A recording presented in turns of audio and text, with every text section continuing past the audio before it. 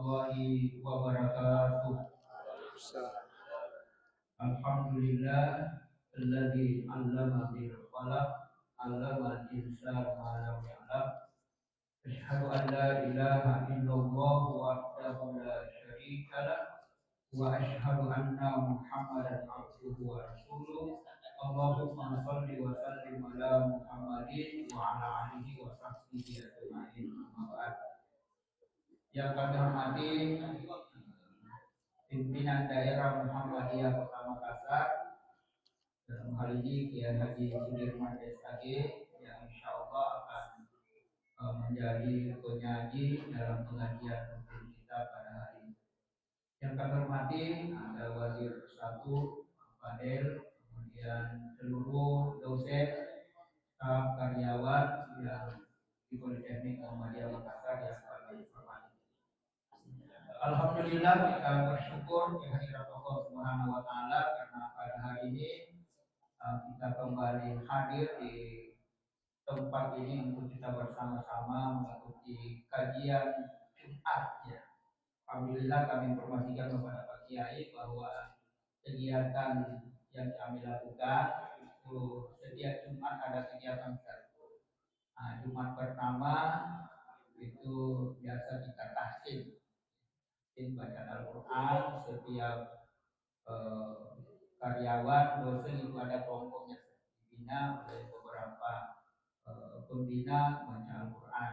Kemudian selanjutnya ada pengajian dari BPH pada pembina harian bergantian mulai dari Prof. Arifudin Ahmad, Ustaz Alimuddin, Pak Panca, Mahyudin. Sering bergantian memberikan pengajian di setiap Jumat. Kemudian ini ditambah oleh pengurus masjid. Alhamdulillah kita ada juga pengurus masjid di kampus ini, Nurul Ilmi, dan juga sudah diatur oleh tablik walaupun sebagian Ustaz. Ya, sebagian karena kita juga optimalkan mubalik yang ada di kampus. Kemudian dari pengurus masjid ini ditambah dengan kajian dari Pak Kiai. Kalau setiap pekan kedua saja belum informasi dari pengurus masjid. Kemudian terakhir Ustaz itu ada kajian ketarjihan. Alhamdulillah Pak Biro ini iya Ustaz. Oke. Itu barangkali sekedar informasi dan mari kita membuka mengawali pengajian kita pada hari ini dengan membaca basmalah. Bismillahirrahmanirrahim. Selanjutnya kita mendengarkan beberapa lantunan dari suci Al-Quran. Insya Allah akan dibacakan oleh Ustaz Rafiq. Kepadanya silakan.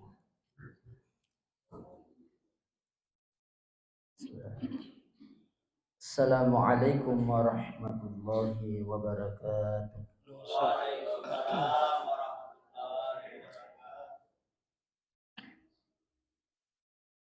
أعوذ بالله من الشيطان الرجيم.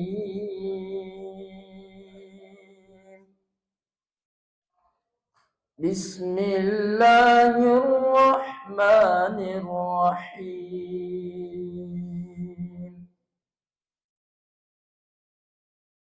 إنما يعمر مساجد الله من آمن بالله واليوم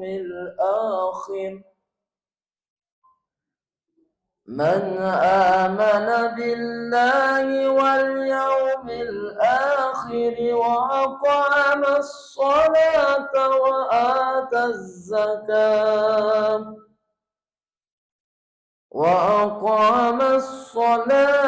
وآتى الزكاة ولم يخش إلا الله فعسى أولئك أن يكونوا من المهتدين. أجعلتم سقاية الحاج وإمارة والمسجد الحرام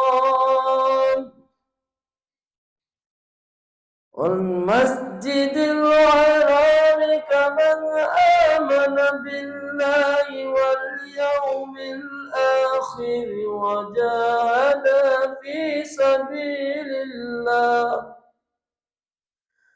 وجاهد في سبيل الله لا يستوون عند الله والله لا يهدي القوم الظالمين الذين آمنوا وهاجروا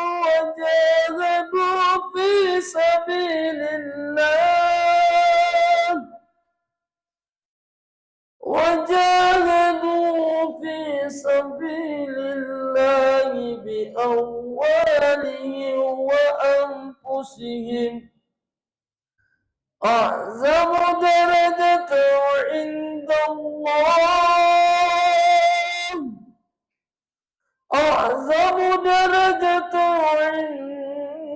الله وأولئك هم الفائزون يبشرهم ربهم برحمة منه ورضوان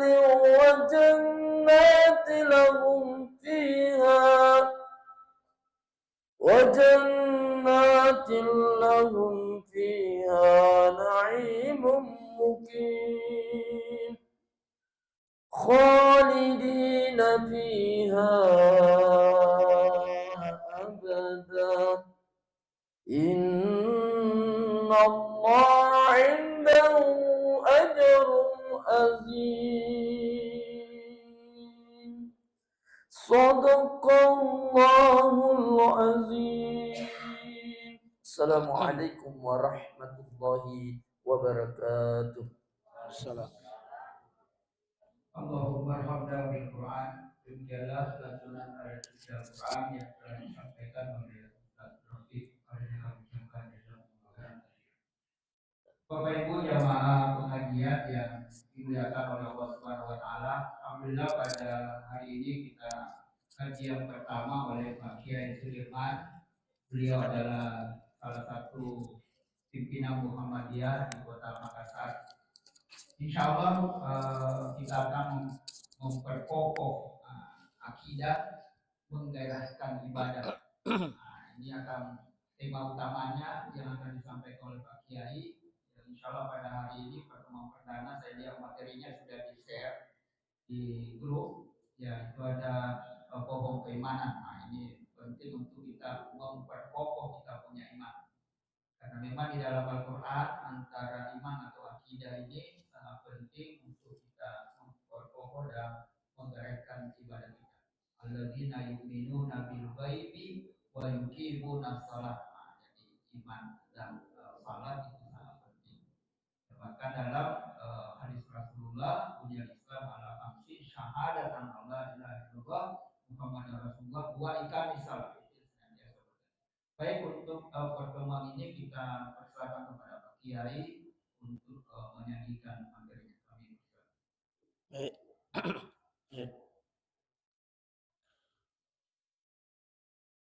Bismillahirrahmanirrahim. Assalamualaikum warahmatullahi wabarakatuh. Waalaikumsalam warahmatullahi wabarakatuh. Alhamdulillah. Hamdan katsiran thayyiban mubarakan fih. Alhamdulillah walladzi 'allama al-insan ma lam ya'lam. Wa asyhadu an la ilaha illallah al-wahidul qahhar. Iyyahu na'budu wa iyyahu nasta'in. Wa nusallimu ala rasulina Muhammad sallallahu wa alihi wa sahbihi wa mawala. Alhamdulillah kita bersyukur pada Allah, banyak sekali nikmat, banyak sekali karunia, terutama nikmat keimanan kita, nikmat akidah dalam diri kita. Itu pemberian Allah yang sangat istimewa. Kalau Allah mencintai seseorang, tidak mungkin melewatkan pemberian keimanan akidah dalam dirinya.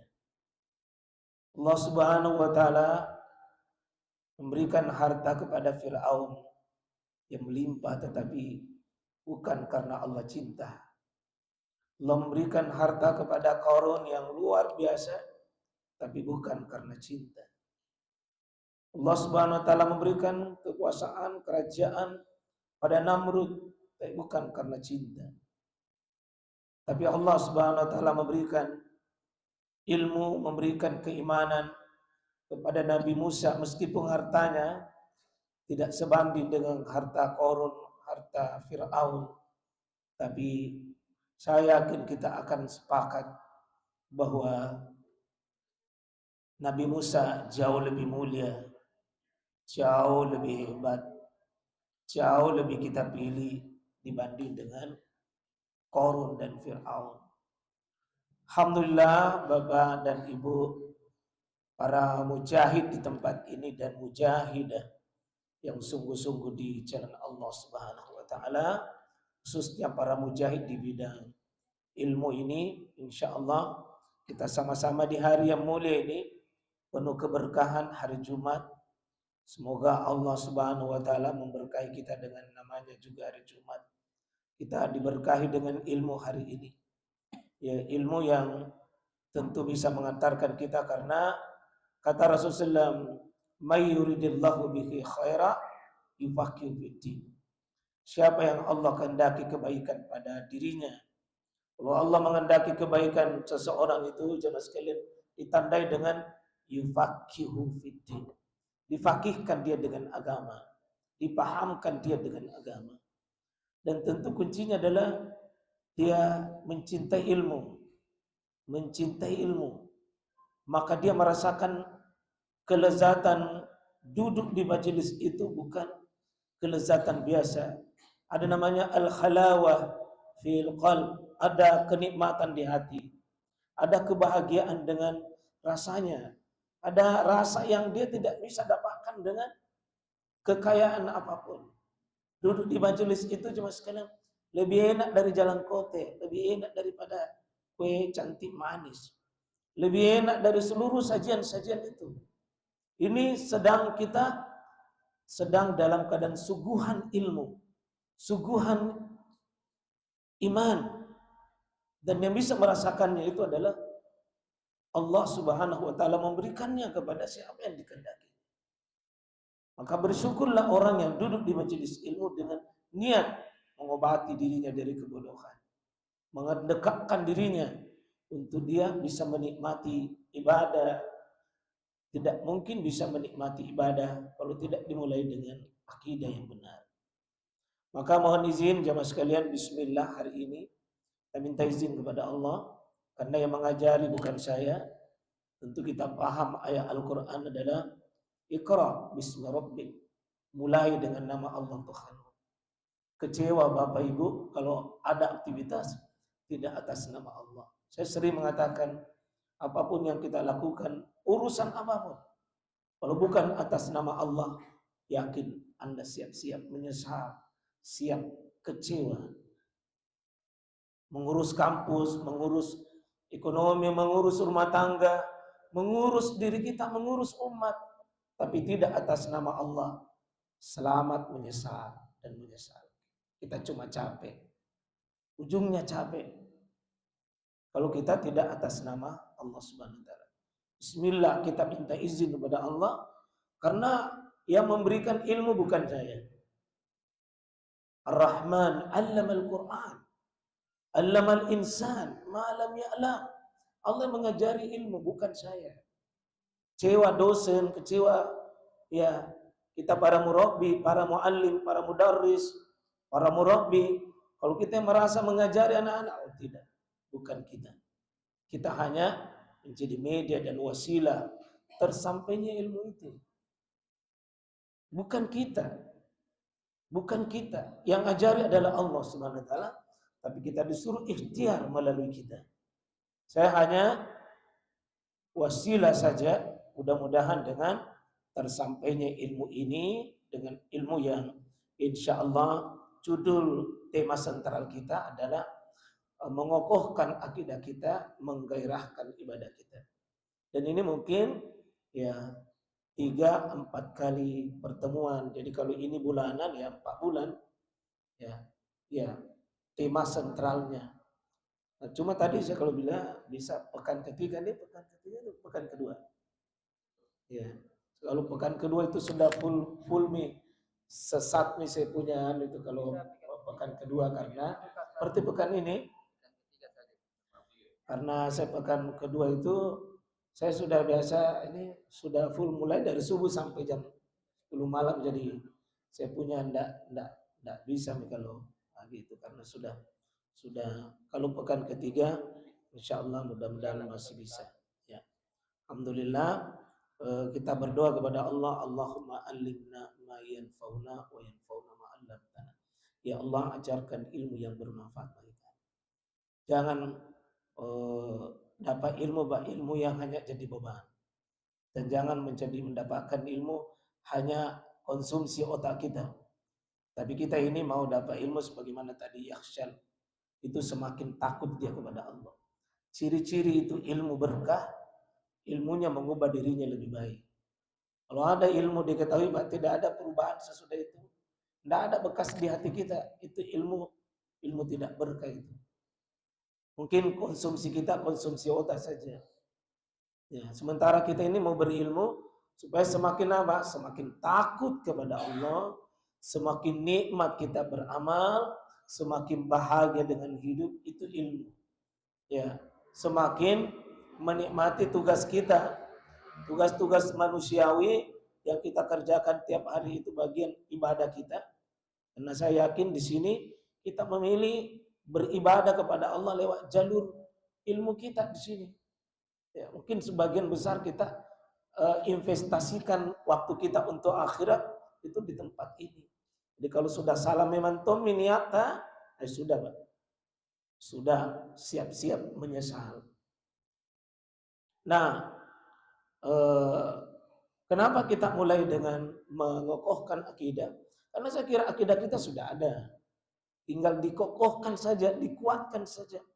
Ditanamkan kuat-kuat itu.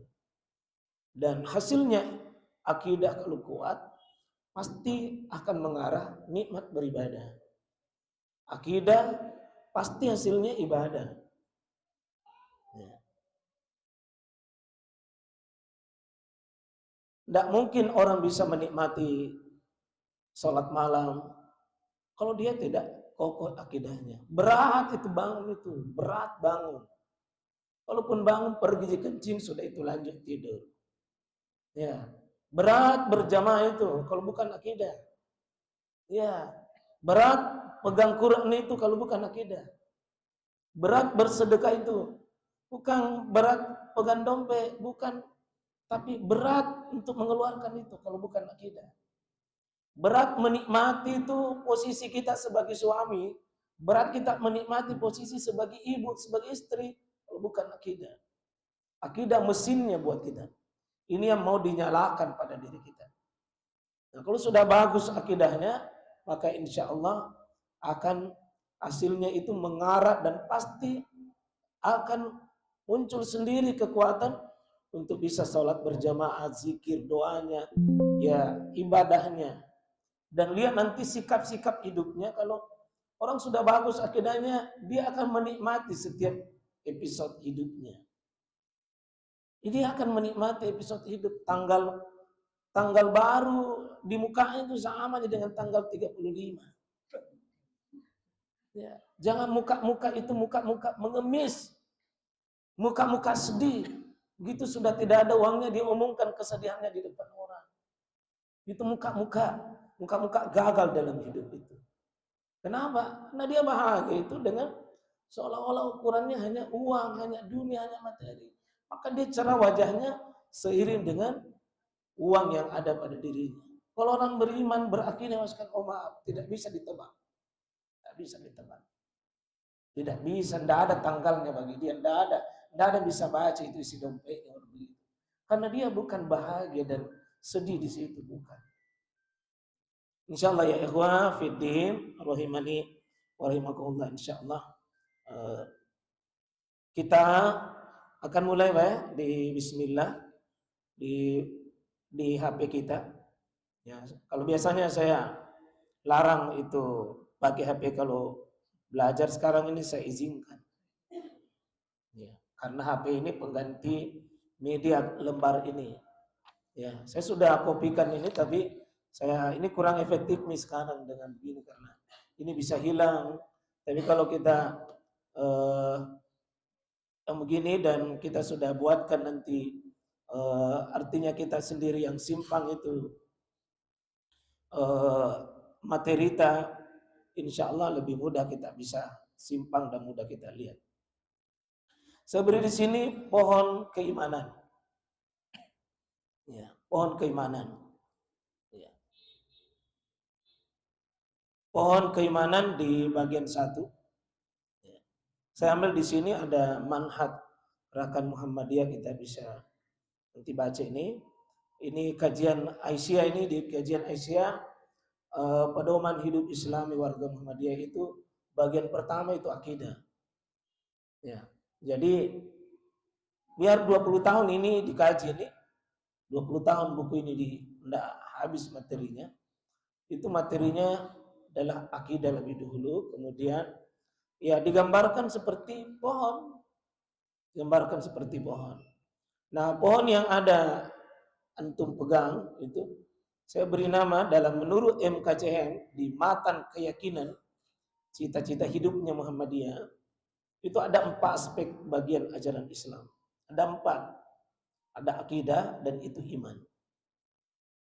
Ya bisa kita sebut ada akhlak di situ. Ya, tapi saya beri nama ibadah dulu. Ya, akhlak dan muamalah 4. Dan kalau menurut Muhammadiyah ya yang 4 saja yang kita pelajari itu. 4 saja yang kita pelajari. Ya akidahnya, ibadahnya, akhlaknya dan muamalahnya. Ya, alhamdulillah. Ini saya belum berdoa sudah datang kuenya. Ya. Insya Allah siapa yang bagus ujiannya kepada Allah bagus, akidahnya bagus, imannya bagus, Allah akan kasih sebelum dia meminta. Ya, Allah akan kasih sebelum dia minta. Siapa yang sibuk taat di hadapan Allah dengan ketaatan penuh, maka Allah tidak akan pernah sia-siakan hidupnya. Tidak akan pernah sia-siakan hidupnya. Meskipun ya tidak mesti banyak, tetapi Allah akan kasih dan tidak mungkin Allah sia-siakan. Nah, saya lanjut. Akidah, ibadah, akhlak, muamalah. Seperti itulah gambar pohon, Mbak. Pohon ini pohon apa namanya? Pohon apa di sini? Pohon apa ini kalau kita lihat pohon apa ini? Pohon beringin. Bukan. Pohon mangga bukan. Pohon apa gitu? Bukan pohon beringin. Iya, ini ada buahnya. Hah? Pohon mangga, ya bukan. Iya. Inilah pohon namanya pohon keimanan. Dan tidak akan tumbuh di bumi manapun kecuali yang ada itu di depan. Tidak ada, tidak akan pernah. Saya beri 4 unsur pohon ini. 4 unsur pohon ini kita beri nama di bawahnya, yang paling bawah adalah akar. Itulah ibarat akidah. Kemudian batangnya kita beri nama adalah ibadah. Dan buahnya kita beri nama akhlak. Daun rantingnya itu kita beri nama muamalah. Kita seperti pohon. Seperti pohon ini, pohon keimanan, pohon keislaman ini. Islam kita ini, iman kita ini, kita kalau bisa Pak, saya beri nama ini 4, akidah, akarnya. Batangnya ibadah, akhlak ini muamalah, buahnya. Artinya, mohon dibantu saya, di antara unsur pohon ini menurut kita, yang mana yang paling penting menentukan hidupnya ini pohon? Akar. Kenapa kita sepakat ke situ? Kenapa akarnya? Karena ya, bagaimana mau besar batangnya kalau akarnya kecil? Bagaimana mau tumbuh akarnya, bagaimana mau tumbuh batang besar kalau dia tidak beres akarnya? Bagaimana mau menghasilkan buah? Bagaimana mau subur daun dan rantingnya kalau akarnya tidak kuat. Artinya, jangan mimpi berakhlak yang baik kalau tidak dimulai dengan ibadah yang baik. Dan jangan mimpi beribadah yang baik kalau tidak dimulai dengan akidah yang baik. Iya. Jangan mimpi. Jangan pernah memimpikan suami yang soleh, istri yang soleha. Kalau tidak dimulai dengan akidah yang benar, itu adalah hayalan itu. Yang paling pertama mulai dulu akidahnya. Mulai akidahnya. Mulai di bagaimana merawat ini akarnya. Bagaimana memberikan nutrisi kepada akarnya. Biarlah akar itu masuk dalam tanah, merasuk. Masuk mencari sumber-sumber gizi, energi, lalu dikirim ke batang. Jadi kalau ada anak kita tidak bisa bangun salat subuh, bukan salat subuhnya bermasalah. Akarnya, permasalahan utamanya adalah tidak ada mesin yang bisa membangunkan dia. Coba, kita ini kadang-kadang rajin salat subuh, oh ya ada keperluannya. Keperluan itu yang menjadi energi besarnya. Bagaimana kita punya energi untuk bisa menikmati itu. Oh, berjalan ke masjid adalah kebahagiaan. Mengajar itu kebahagiaan. Menghadapi mahasiswa itu kebahagiaan. Bukan dengan nilai materi. Kalau nilai materi banyak, kecil sekali itu. Kecil sekali itu kalau itu yang dicari. Terlalu rendah target hidup. Kalau Bapak Ibu hanya mencari, hanya ya dapat uang, dapat dunia, terlalu rendah ya Bapak Ibu itu. Waktunya dibuang itu. Iya, jadi insya Allah ya akidah ini akar, Pak. Akarnya ini.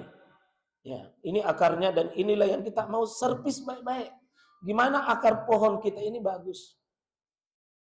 Nah, kita coba lihat, bisa buka Al-Qur'an tadi, bisa buka Al-Qur'an itu di surah 14 surah Ibrahim di ayat 24 25. Kita buka Al-Qur'an kita. Ya. 24 25. Sudah didapat?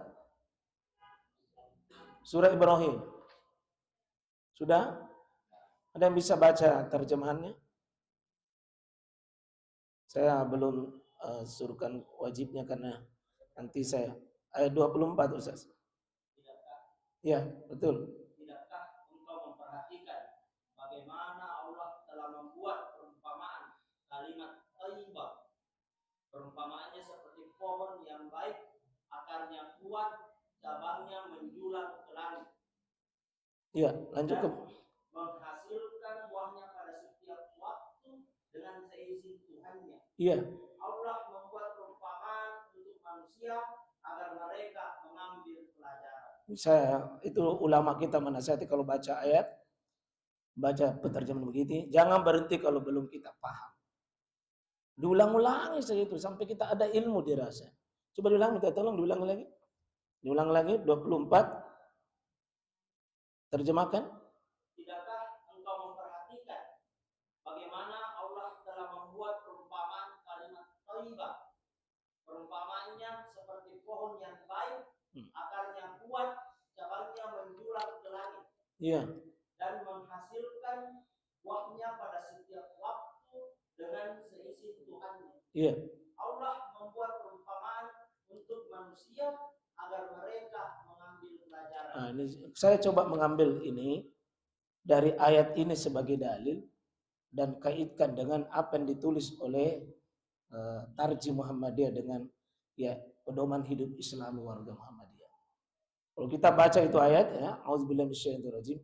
Alam, tidakkah engkau tarak melihat kaifa bagaimana daraballahu, Allah membuat masalah sebuah contoh. Jadi Allah itu ingin konkretkan sesuatu. Allah inginkan konkret sesuatu. Sesuatu yang abstrak, tapi kalau dibikinkan masalah, contoh, maka hidup sesuatu itu yang abstrak. Allah ingin bicara tentang kalimatan thayyibah, kalimat yang baik. Mana kalimat yang baik itu? Adalah kalimat tauhid, kalimat aqidah, kalimatut taqwa, kalimatul ikhlas, kalimat la ilaha illallah. Di namanya itu banyak. Jadi diulangi, tidakkah engkau memperhatikan bagaimana Allah membuat sebuah kalimat, contoh kalimat yang baik. Kalimat yang baik, kalimatan thayyibah. Kalimatan thayyibah itu namanya bisa la ilaha illallah. Nama lainnya adalah kalimatut taqwa, kalimatul ikhlas, kalimatut tauhid. Nama-nama ini. Kan ini yang kita beriman ini kan di atas tauhid. La ilaha illallah Muhammad Rasulullah. Ini kalimat thayyibah. Allah inginkan ini bagaimana seseorang itu memiliki kalimat thayyibah itu baik.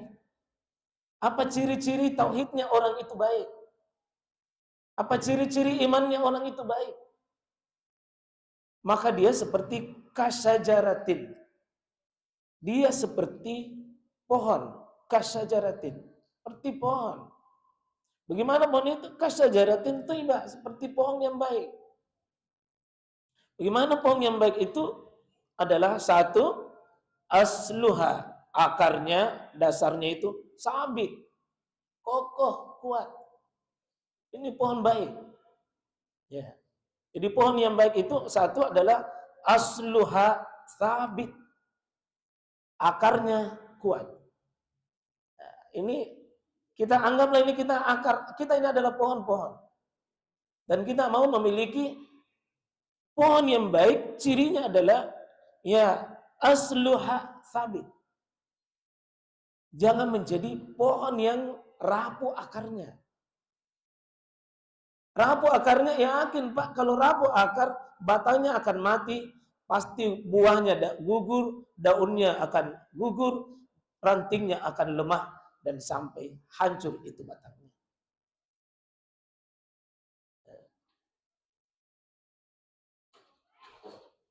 Kita mau memiliki pohon, Mbak. Pohon akidah ini, pohon keimanan, akar tak baik. Ini akar adalah akidah, tauhid.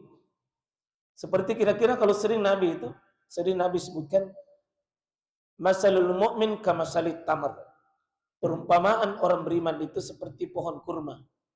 Kurma mungkin ya anggaplah pohon kelapa. Pohon kelapa tidak ada sejarahnya pohon kelapa tumbang. Atau pernah kita lihat? Miring, tapi pasti sebentar kembali itu. Kenapa pohon kelapa itu tidak ada sejarahnya tumbang? Karena kuat akarnya di bawah. Dia digeser tempaan angin dahsyat, paling miring, tapi sebentar kembali. Ya. Nah ini kan sekarang ini tempaan hidup kita luar biasa hari ini, Pak. Iya. Tempaan hidup kita hari ini menghadapi problematika hidup. Kalau tidak kuat kita punya akidah, Pak. Kita menjadi pohon yang rapuh akarnya, rapuh hidupnya, rapuh hubungan dirinya dengan Allah, rapuh hubungan dirinya dengan suaminya, dibangun dengan apa kepentingan dunia sehingga mereka bertemu. Rapuh hubungan dirinya dengan anaknya, rapuh hubungan dirinya dengan sistem hidupnya, rapuh hubungan dirinya dengan di mana dia mencari sistem kehidupan. Seperti katakan di sini, kalau bukan iman yang menggerakkan antum hadir di sini, muka-muka suka mengeluh, muka itu di setel, lain tanggal baru, lain tanggal tua. Iya. Maka nanti perilaku mengajarnya beda, perilaku menghadapi mahasiswa beda, perilaku menghadapi orang beda. Kenapa? Dia dipengaruhi oleh sebuah kondisi yang ada di sekitarnya. Kalau orang datang mengajar karena Allah, imannya memanggil dia, sama saja Pak. Dan mahasiswa sulit mengetahui ini tanggal baru, tanggal tua. Tidak tahu bahwa kita punya masalah atau tidak. Karena kita tidak umumkan mereka dengan muka yang bicara sama mereka. Ya. Kalau tidak Pak ya, sering kita tanpa sadar kita umumkan sama anak-anak lagi punya masalah nih Pak dosen. Lagi punya masalah ini dengan lagi ada masalah mungkin. Mari kita belajar dari manusia terbaik yang pernah ada di muka bumi ini. Yang dibangun, dipandu oleh wahyu, akidah yang baik, bagaimana hidup mereka itu, Pak. Nikmat hidup mereka. Itulah para sahabat, para tabi'in, para tabi'in, generasi orang-orang soleh itu. Akidah. Dan ini yang dibangun Nabi berapa tahun? 13 tahun, Pak. Dari durasi 23 tahun Nabi mengajari Islam. Porsi pembinaan akidah, porsi pembinaan iman, porsi pembinaan akar, itu dia porsinya 13 tahun. Maka tidak main-main itu, Pak. Dibina akidah itu bukan perkara ringan. Butuh porsi durasi lama itu. Tidak bisa sebentar. Tak mungkin kita kuat punya akidah, Pak, kalau tidak ada waktu. Karena itu mohon maaf saya di SMS, materi apa cocok? Saya bilang materi yang paling mendasar dalam agama kita itu materi akidah. Paling mendasar itu. Ya, karena kalau tahara itu di belakang baru turun. Tentang sholat, tentang wudu, mandi, tayamum, ini babnya babu tahara. Bagaimana mau mandi wajib, bagaimana mau berwudu, bagaimana mau tayamum kalau tidak ada yang menggerakkan. Yang menggerakkan itu adalah akidahnya. Nabi mengajari sahabat 13 tahun di Mekah itu belum turun sholat, belum turun tayamum, belum turun mandi, belum. Mohon maaf, yang paling dasar itu paling dasar dari agama kita itu adalah akidah, keimanan. Berapa porsi ayat yang turun? Itu 86 surat. Dari 114 turun, maaf, saya berdiri. Maaf saya.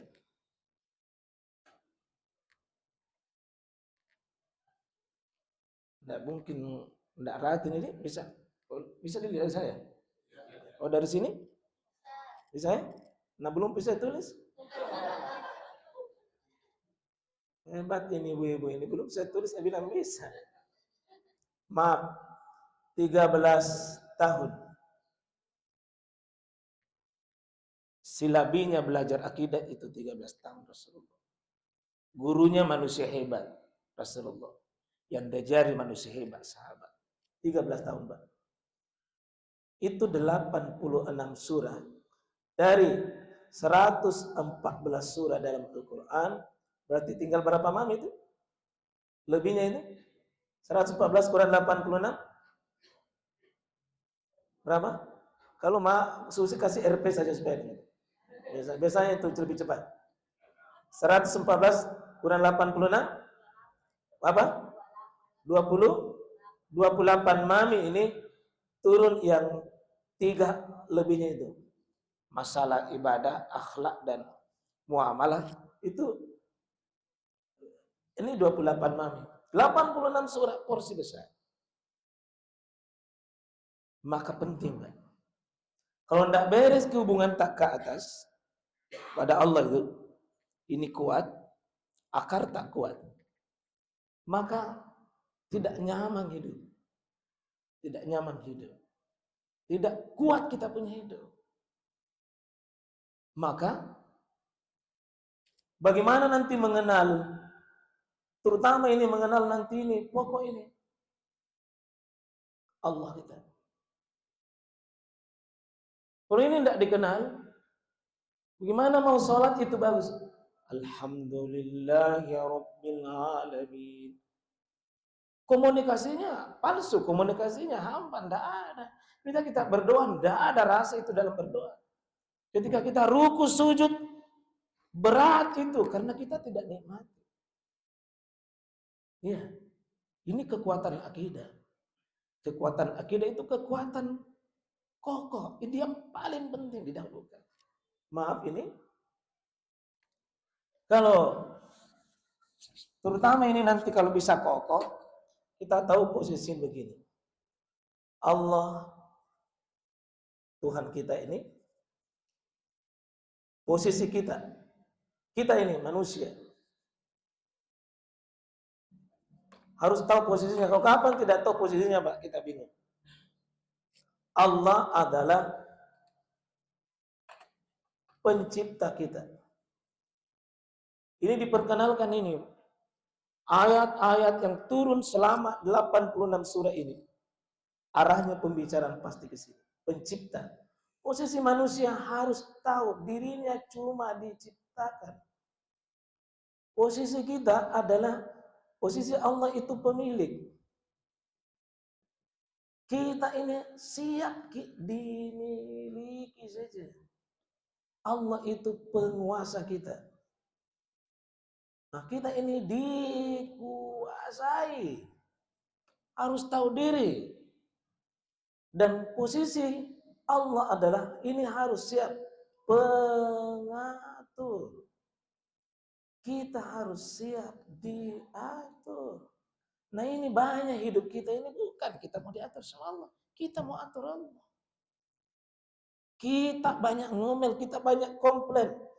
Sama takdir kita saja banyak kita mau. Kita dikasih begini, kita tidak damai dengan Allah. Kita protes Allah. Kita mengeluh, kita bahkan protes sama Allah. Demo sama Allah. Kenapa di demo Allah? Karena nggak tahu enggak posisi. Setiap baca surah Al-Fatihah, ini kan diulangi ini sebenarnya. Alhamdulillahi Rabbil alamin. Segala puji bagi Allah. Segala puji bagi Rabb. Siapa itu Rabb? Rabb itu kurang cocok diterjemahkan hanya Tuhan. Tapi kalau disebut Rabbil alamin, penciptanya, pemiliknya, penguasanya, pengaturnya. Kalau dibilang Allah Rabbku, Allah Tuhanku, Allah penciptaku, saya diciptakan. Allah pemilikku, saya dimiliki. Allah penguasaku, saya cuma dikuasai. Allah pengaturku, ya saya siap diatur. Kalau sudah siap diatur, aman.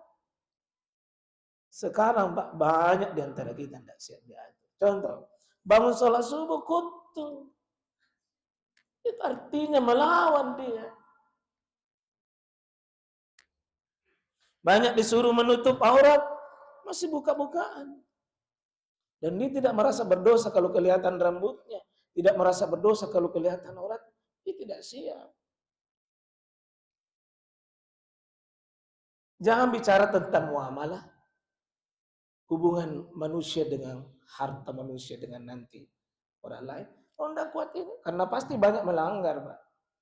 Kita ini banyak sekali bicara tentang hukum. Gimana mau turun hukum kalau kita belum siap berhukum? Ini satu dulu Pak ya. Jadi kalau mau nikmati sholat, kenal dulu. Alhamdulillahi Rabbil alamin. Segala puji bagi Allah. Siapa itu Allah? Allah adalah Rabbil alamin. Rabbil alamin, Allah itu penciptaku, pemilikku, penguasaku, pengaturku. Artinya apa?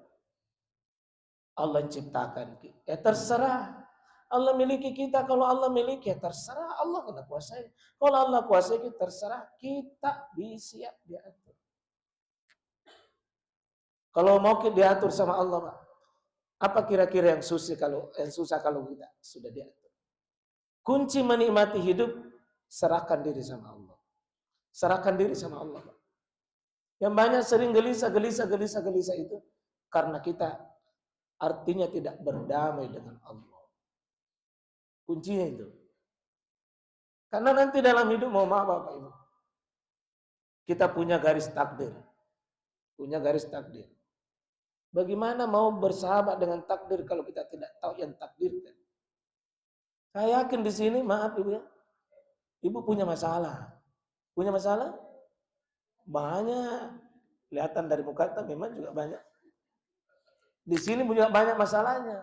Di sana juga banyak masalahnya. Tapi masalah itu bukan ditakuti. Masalah itu dinikmati saja. Kita semua punya daftar masalah. Pak Ustaz punya masalah. Wih banyak. Banyak. Kalau kita tidak damai dengan masalah, Pak, tidak bisa menyikapi masalah. Kita bingung. Nah, ini baru poin pengenalan sudah mau habis. waktunya ya. Bagus kalau buka kita tanya jawab di. Ya. Tapi kita baca sedikit dulu. Ya. Ya. Tapi bisa dibantu saya, bisa dibuka di situ. Ya. Coba minta tolong. Bisa dibaca, bisa dibantu. Nomor 2. Akidah. Bisa dibaca? Iya, dibaca.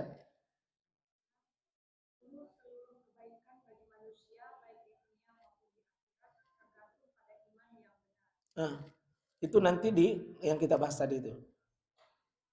Ya, dan kita akan lanjutkan nanti itu pembahasannya akan datang di 14, 24, 25.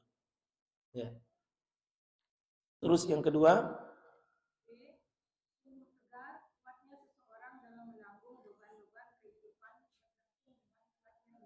iya. Terus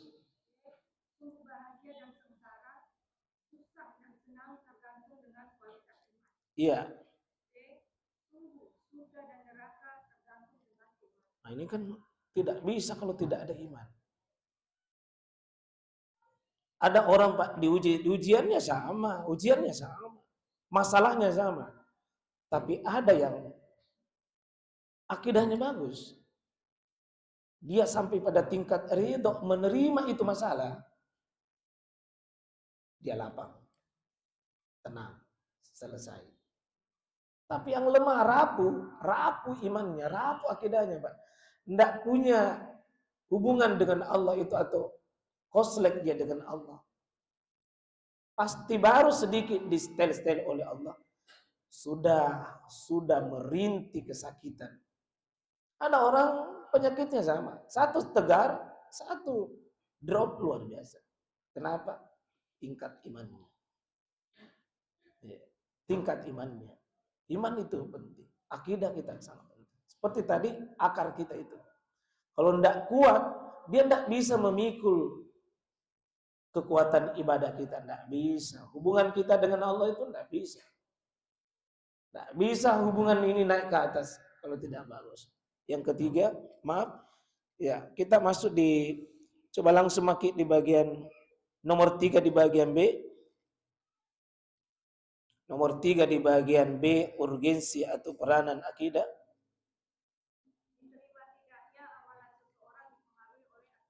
Ya.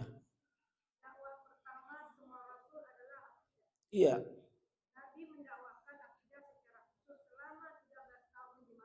Iya.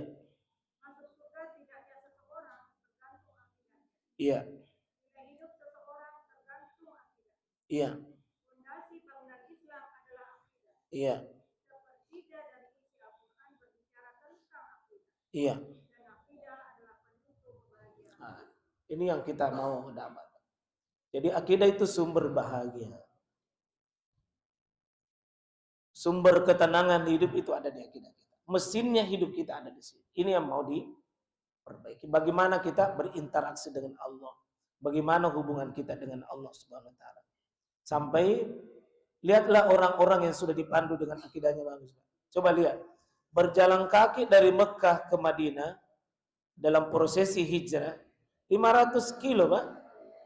500 kilo ancaman maut, medannya sangat berat. Tapi mau sahabat. Kita mau pergi saja sesuatu tanpa nilai uang, tanpa nilai duit, kita susah. Karena motivasinya bergerak beda. Coba kalau kita memang datang mengajar, datang berjuang adalah cari pahala di sisi Allah, maka begitu kita lakukan itu pekerjaan, motivasinya karena Allah, dinikmati itu pekerjaan. Nikmati itu pekerjaan. Sahabat 500 kilo. Karena ada ideologi yang dia perjuangkan dalam dirinya. Bahwa berada di daerah kekufuran, di daerah kemusyrikan, di daerah di Mekah, meskipun harta banyak, berkumpul dengan keluarga, tapi tidak ada keimanan, mereka bergerak. Maka kita anggap akidah itu urusan penting, mau diselamatkan. Yakin Pak, kalau bagus nanti hubungan kita dengan Allah, baru kita takbir, sudah ada memang merasa enak.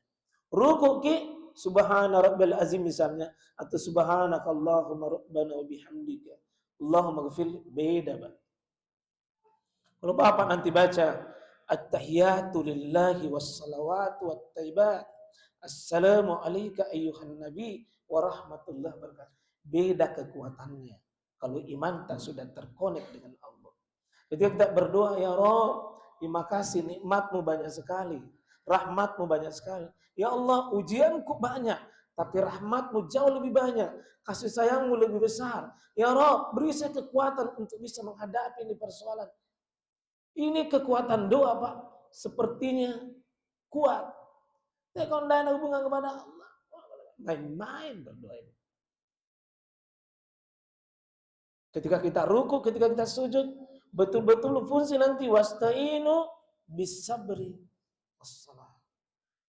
Karena orang yang punya akidah Pak, ketika dia ruku, dia sujud, sesudah dia ruku dan sujud, itu beban hidupnya ringan. Beban hidupnya ringan.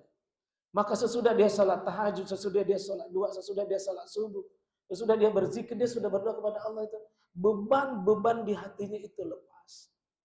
Dan dia tidak mau bawa lagi. Maka orang begini, ya fisiknya kuat. Fisiknya kuat. Dengan kalau ibadah dia urus. Saya mau mengajak kita Pak ini mencoba-coba setel kita punya hidup. Apa yang kita cari?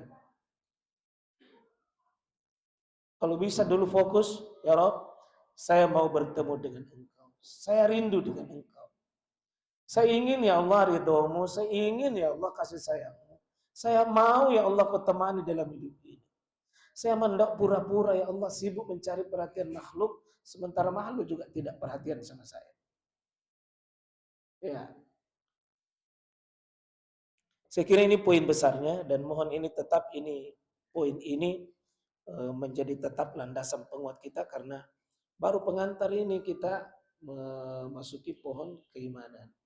Nanti akibatnya Pak, kalau sudah bagus kita punya akidah, salah subuh itu pasti gelisah kalau Bapak tidak berjamaah. Pasti gelisah. Jadi kalau ada laki-laki suka menghilang di masjid, itu ciri-ciri itu tidak beres, itu syahadatnya. Ada laki-laki baru suka salah sendiri rumah, laki-laki soleha namanya. Yang begitu kasih pakai kudung itu yang begitu. Kalau ada laki-laki tidak suka berjamaah di masjid, itu masalah itu. Penyakit itu dalam dirinya. Laki-laki tapi suka salah sendiri di kamarnya, di ruangannya. Di mana azan itu dikumandangkan, di situlah laki-laki. Tapi mungkin kita buka sedikit dialog kalau ada hal yang mau disampaikan. Ya, jadi alhamdulillah kita sudah mendapatkan pencerahan terkait tentang pohon keimanan yang diawali dengan penguatan akal, yaitu akidah. Barangkali ada hal yang mau dipertanyakan, didiskusikan atau hal-hal yang perlu dikomunikasikan, kami silakan kepada bapak-bapak, ibu-ibu, barangkali ada yang ingin bertanya, kami silakan. Dan sunnahnya belajar itu Pak bertanya. Iya. Silakan Ibu.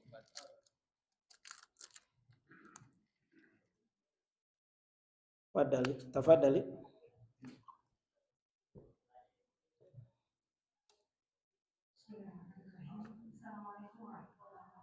Assalamualaikum warahmatullahi wabarakatuh.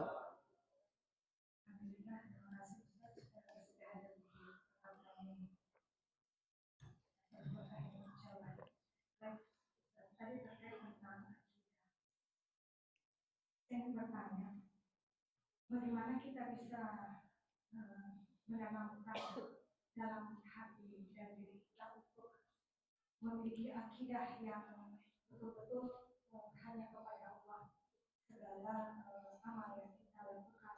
Karena kadang dalam pikiran kita kadang bergeser. Yeah. Kalau saya tidak begini, nanti saya tidak begini. Masih ada kelemahan untuk menjalin hubungan yang kokoh kepada Allah.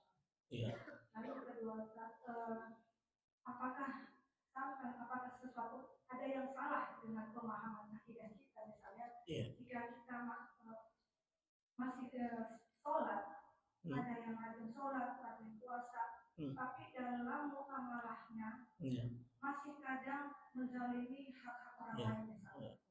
Apakah ada yang salah dengan pemahaman kita? Apakah alamat akidah yang kita lakukan pada sholat itu tidak terhubung ke Allah, atau kita mengarahnya ke alamat palsu? Jadi tidak menjadi memberikan efek terhadap muamalah yang kita lakukan.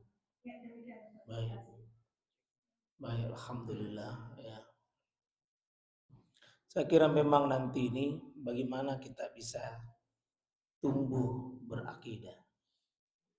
Bagaimana menjadi sosok yang bisa memiliki kekuatan iman.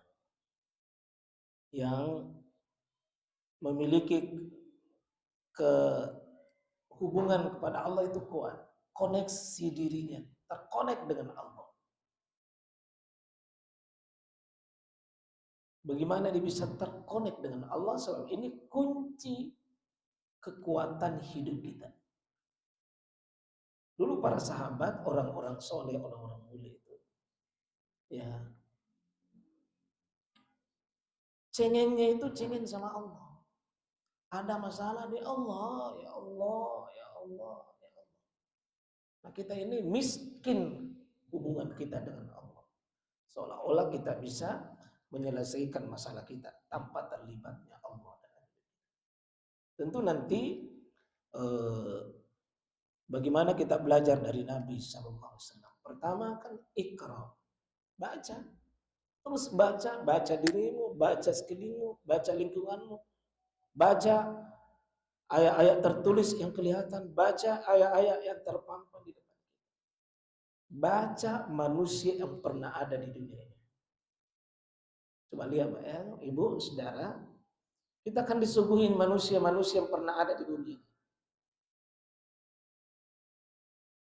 Satu, ada setiap nabi berhadapan dengan kaumnya. Satu berakidah, satu tidak berakidah. Nabi Musa sepupu satu kali dengan Korun. Sepupu satu kali itu. Sepupu satu kali, masih neneknya sama. Tapi bagaimana itu Korun menjadi penghalang dakwah Nabi Musa AS. Dan bagaimana itu Musa kokoh kuat dalam akidah. Bagaimana itu Musa kuat. Dan siapa yang dimuliakan pada akhirnya? Nabi Musa. Maka pasti orang-orang yang berakidah benar seperti Nabi Musa, hidupnya pasti tidak sepi dari masalah, tapi selalu Allah terjun dan selalu Allah menjadi bagian dari hidupnya. Pasti ada solusi. Kita baca Nabi Musa alaihissalam dengan Korun ini kita baca itu Pak, 314 ekor kuda, belum bisa angkat kunci gudang. Kunci gudang saja 300 kekuatan kuda untuk bisa mengangkat hanya kunci, baru kunci. Gimana kira-kira itu isinya? Kekuatan kuda bisa mengangkat kunci itu Pak. Saking banyaknya hartanya Korun. Tapi apakah Korun mengantar dia bahagia? Tidak kan?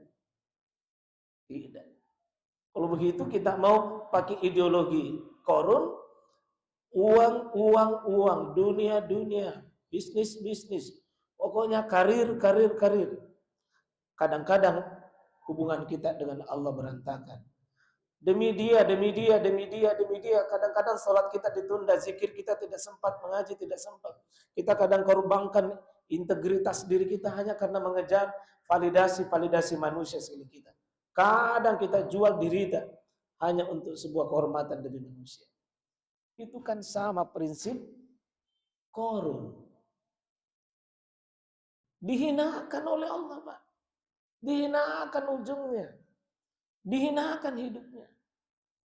Kenapa? Hubungan dirinya dengan Allah. Fir'aun, bagaimana kita tahu bagaimana hebatnya itu bikin bangunan, bagaimana hebatnya Fir'aun. Coba Fir'aun. 300 tahun umurnya lebih, tidak pernah sakit-sakit. Nggak pernah Fir'aun itu pakai BPJS. Sehat terus. Hartanya siapa yang bisa kalahkan itu, Pak? Berkilo-kilo nak kasihkan itu dukunnya. Pengikutnya tidak ada. Bangunannya paling hebat. Sampai dia bikin bangunan yang bisa mencakar Tuhannya. Musa. Tapi bahagiakah korun? Oh tidak. Nah apakah kita ini mau juga memiliki ideologi sebagaimana pengorbanan korun untuk dunianya? Saya kira tidak ada yang mau kapan begitu deh. Buktinya saya tidak ada dosen dan tidak ada mahasiswa namanya korun. Dan tidak ada Fir'aun. Saya belum pernah dapat di absen itu mahasiswa namanya Fir'aun. Tidak ada ya. Tidak ada ya Fir'aun ya. Padahal ilmu hebat. Kaya iya, sehat iya. Luar biasa, terkenal lagi. Tapi saya yakin kita tidak mau memiliki ideologi seperti ideologi Fir'aun. Tapi ketahuilah ya Mas, Fir'aun itu di otaknya harta. Sampai dia bunuh istrinya karena berbeda akidah. Ini kan kadang-kadang kita itu seolah-olah segala-galanya itu yang bisa mengantarkan kita lebih terkenal, lebih hebat, lebih sehat, lebih kuat, lebih... Apa bedanya dengan Fir'aun?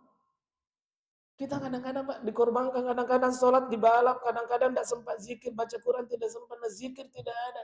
Bahkan kadang-kadang orang tua tak tidak sempat, saudara tak tidak sempat, keluarga tidak sempat, hanya karena dunia kita cari. Nah terus, kalau yang begini Pak kita mau dahulukan. Tidak bisa kokoh kita punya akidah. Mari coba-coba Pak, belajar berkorban, belajar dahulukan apa maunya Allah dulu. Latihan untuk mengokohkan akidah, belajar mendahulukan apa maunya Allah. Belajar dulu, ya Allah maumu yang saya cari, maumu yang saya cari, kehendakmu yang saya dahulukan. Coba-coba lihat efek dalam hidup kita. Ya Allah, ada permintaan begini, ada maunya manusia begini, tapi ridhomu ya Allah, maka bagaimana Allah itu bekerja buat kita? Mana itu Allah bekerja buat kita? Kita nikmati hidup kita ini, Pak. Itu dengan hubungan kita kepada Allah. Wah, coba ibu-ibu, maaf, coba. Ya Allah, saya menghadapi suamiku. Saya ikuti maunya bukan karena maunya, tapi karena maunya Allah. Ridho Allah. Demikian juga orang tua. Demikian juga keluarga. Belajar coba.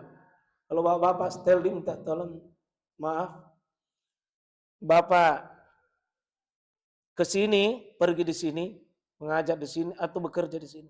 Tak tolong, jangan uang. Jangan uang yang dijadikan sebagai motivasi besar. Terlalu rendah kalau itu. Terlalu manipulatif hidup tak nanti kalau itu yang dicari. Ya Allah, saya mau ridhomu. Saya mau ridhomu. Dan kalau Allah sudah ridhoi kita, apa kira-kira yang berarti? Kalau dunia yang dicari, Pak, tidak ada puasnya itu. Tidak ada ujungnya itu. Tidak ada puasnya. Ya, yang paling sudah sedikit, terlambat lagi, banyaknya lagi tugas, banyaknya lagi beban. Bukan lagi karena Allah, ya sudah. Selama menderita. Dan menderita kita. Menderita kita. Tapi coba ya Allah, saya mau beribadah, ini pilihan hidupku. Saya melalui Muhammadiyah, saya beribadah, saya urus umat, saya urus organisasi, saya urus ini, saya hadapi ini, tantangannya ini, ya Allah, saya dapat pahala di balik itu. Insya Allah. Seperti itu saya kira. Yang kedua tadi, maaf, ada apa tadi? Oh iya, betul. Iya, kalau ada orang begini Mbak, dia tidak tepat, suka menjanji, iya, berutang saja. Pokoknya kecewa orang. Bermuamalah dengan orang, hampir semua orang yang ditemani itu kecewa. Saya bilang, ada masalah. Bukan prinsip ajaran Islam itu. Iya. Itu Nabi kan kalau bermuamalah dengan orang, setiap yang pernah temui Nabi bermuamalah pasti kedua kalinya masih mau bermuamalah dengan Nabi. Dan semua yang pernah temui Nabi itu berakhir dengan senyum, berakhir dengan kebahagiaan. Itu muamalah Rasulullah SAW. Jadi kalau ada orang ibadahnya bagus, kelihatan secara fisik sholatnya bagus, tapi pengaruh muamalatnya tidak beres, ada masalah itu. Mungkin niat ibadahnya kurang bagus, mungkin tidak tulus, tidak ikhlas. Sehingga dia bagus kelihatan ketika nampak. Tapi coba tes yang begitu. Di saat dia sendiri masih bagus kan? Di saat dia sendiri masih bagus kan? Contoh sholat tahajudnya. Apakah niatnya dia lakukan karena Allah? Biasanya orang itu ketika banyak memang rasa malu tinggi. Rasa tidak enak, rasa ini. Tapi begitu dia menyendiri, bukan menjadi wali Allah, tapi wali syaitan dalam diri. Itu yang seperti tidak jujur. Karena begini, menipu orang, membodoh-bodohi orang, menzalimi orang, itu kan tanda bahwa dia tidak yakin Allah meneropong dirinya, Allah menatap dirinya. Insya Allah orang yang bagus muamalahnya, itu sebagian dari tanda bahwa akidahnya bagus. Itu tanda itu. Iya. Jadi kalau ukuran nyata kan akhlak, kelihatan nanti dalam muamalah. Karena tidak ada ibadah yang tidak mengarahkan akhlak yang baik dan muamalah yang baik. Tidak ada. Cara cuci tangan, berwudu. Cuci tanganku ini sebagai apa? Tangan tidak suka merusak. Tangan tidak suka mengambil haknya orang lain. Ya. Maaf ya. Itu orang yang suka bungkus kuenya orang. Sudah acara itu tanda-tanda itu. Itu tidak benar. Tidak boleh. Ya. Itu karena kue di depannya kue, tetapi nanti kalau kertas, kalau spidol, kalau apa haknya orang dia akan ambil. Tidak boleh. Ada pengantin baru erang-erangnya orang. Namanya tidak boleh. Iya. Iya. Itu yang suka bungkus-bungkus itu sebenarnya itu tanda bahwa dia sering mengambil haknya orang tanpa tidak benar. Dan saya punya pengalaman begini, Pak. Saya pernah memandikan orang, hampir 1 jam saya cebok tidak mau berhenti. Nah biasanya itu saya mandi orang 25 menit itu normal. Tapi ini ceboknya saja, katanya 1 bulan tidak pernah makan. Tidak pernah makan. Tapi kenapa tai segan itu keluar seperti baru diproduksi? Saya mengambil kesimpulan ini orang sering. Mungkin sering, satu bikin nota palsu. Tidak benar. Sering dia terima gaji tapi tidak benar mengajarnya. Sering dia bungkus, sering dia kalau belanja orang, ikut haknya orang. Contoh, kita ambil 1 ekor ikan dari Sambalu itu 1 ekor ikan. Kecil, tapi bercampur dengan kita punya haknya orang, itu menjadi racun. Dan itu kalau berulang-ulang, semakin banyak masuk haknya orang di dalam perut kita, itu menjadi racun dan bisa jadi nak kasih lihat keajaiban nanti di hadapan Allah. Iya. Muamalat kita itu ya memang mungkin banyak yang ambil haknya orang. Iya, bayangkan kalau makan coto, 5 nak makan, 3 dia simpan, 2 nak buang ke bawah, nak bilang berapa? Ya 3 jadi. Padahal di bawah sudah nak buang. Kita tolong ini kue jangan dibungkus. Tapi kalau Pak Ustaz dibungkuskan dalle. Beda bungkus dan dibungkuskan. Beda. Iya, itu artinya kode itu. Begitu ada ya, makasih banyak. Iya. Iya. Barangkali dapat bapak-bapak ada cukup.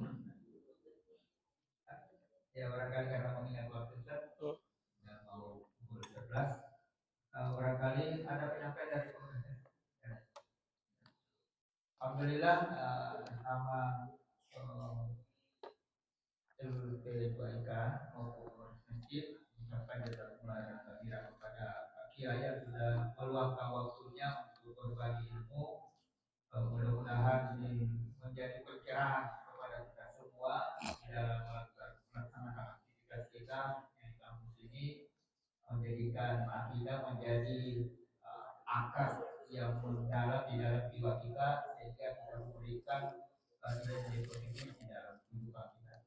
Barangkali untuk hari ini mudah-mudahan insyaallah selanjutnya bulan depan informasi minggu ketiga ya sampai Jumat ketiga insyaallah. Ya Jumat ketiga insyaallah. Alhamdulillah. Baik, kita tutup pengajian ini dengan membaca hamdalah. Alhamdulillah. Assalamualaikum warahmatullahi wabarakatuh.